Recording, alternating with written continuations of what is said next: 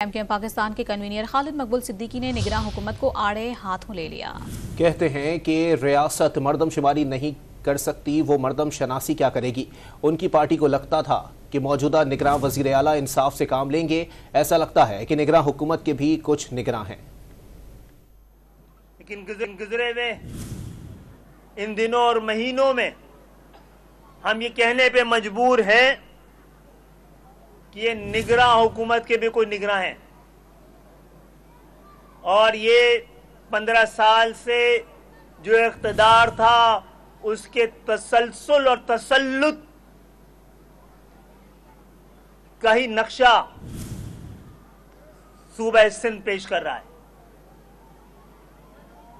اس system کو کیا قانونی تحفظ دینے کے لیے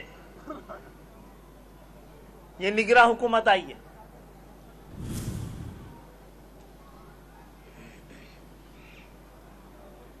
ہم اب بھی توقع رکھتے ہیں